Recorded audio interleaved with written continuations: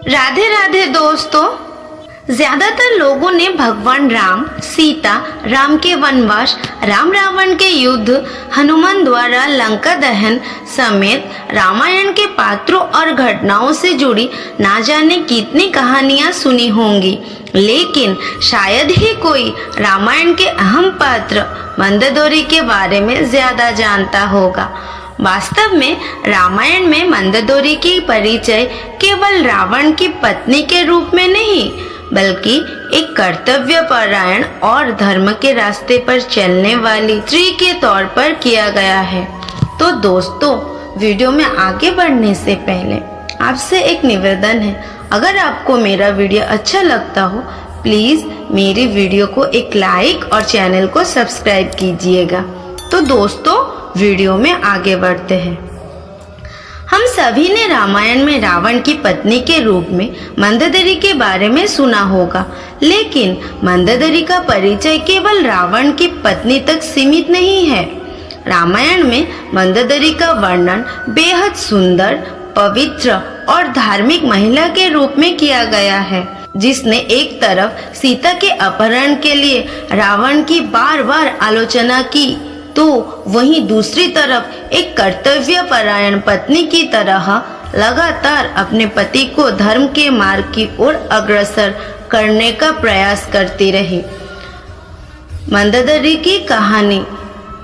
हम सभी ने बचपन से भगवान राम, उनकी पत्नी सीता, उनके संघर्ष, भगवान राम और रावण का युद्ध, हनुमान द्वारा लंका दहन, अयोध्या नगरी और रामायण के पात्रों और घटनाओं से जुड़ी ढेरों कहानियां सुनी हैं, लेकिन बहुत ही कम लोग जानते हैं कि रावण के जीवन में मंदोदरी ने कितने दुख झेले और उसके मरने के बाद मंदोदरी का क्या हुआ। मंदोदरी का असली नाम था मधुरा।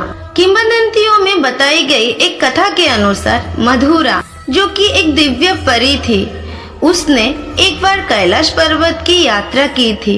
वहाँ वो देवी पार्वती की अनुपस्थिति में भगवान शिव को खुश करने की कोशिश करती है। जब देवी पार्वती आती हैं और मधुरा को देखकर वो क्रोधित हो जाती है। वो मधुरा को मेढक में बदलकर 12 वर्षों के लिए एक कुएं के अंदर रहने का श्राप दे देती है। इसके बाद भगवान शिव देवी पार्वती से श्राप को कम करने का अनुरोध करते हैं, लेकिन माता पार्वती वो श्राप वापस नहीं ले पाती हैं। लेकिन वो कहती है कि मधुरा 12 साल बाद अपने असली रूप में आ जाएगी।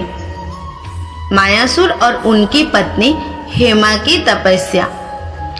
असुरों के राजा मायासुर और उनकी पत्नी हेमा के 2 पुत्र थे, जिनका नाम मायावी और दुंदुभी था, लेकिन वो एक बेटी चाहते थे।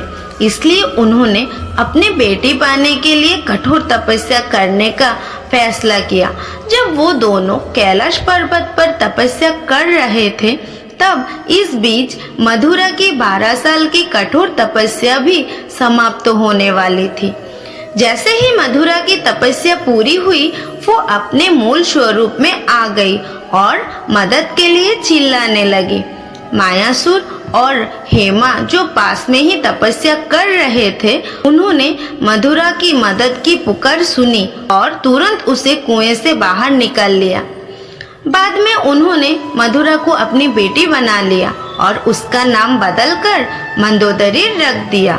एक बार रावण मायासुर के महल में गया तो वहां उसने मंदोदरी को देखा और उस पर मोहित हो गया।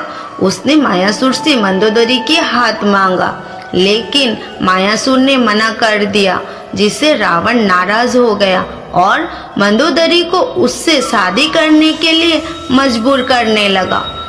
मंदोदरी को पता था कि रावण भगवान शिव का भक्त है और अपने पिता की रक्षा के लिए वो शादी के लिए सहमत हो जाती है। रावण से शादी के बाद उसने 2 पुत्र मेघनाद और अक्षय कुमार को जन्म दिया। मंदोदरी रावण को उसके गलत कामों के लिए हमेशा टोकती थी। ये जानकर कि रावण अपने विनाश के मार्ग पर जा रहा था, मंदोदरी उसे लगातार धर्म के मार्ग पर लाने का प्रयास करती रही। भगवान राम ने रावण का वध करने के बाद विभीषण को लंका का राजा बना दिया था। ऐसा कहा जाता है कि रावण की मृत्यु के बाद विभीषण ने अपनी भाभी मंदोदरी के सामने विवाह का प्रस्ताव रखा। मंदोदरी के बारे में कहा जाता है कि वो एक सती स्त्री थी जो अपने पति के प्रति समर्पण का भाव रखती थी।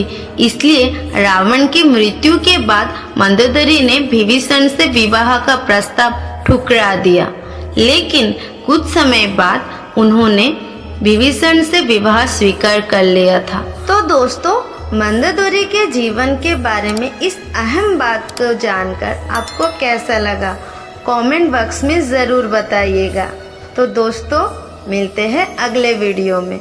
राधे राधे।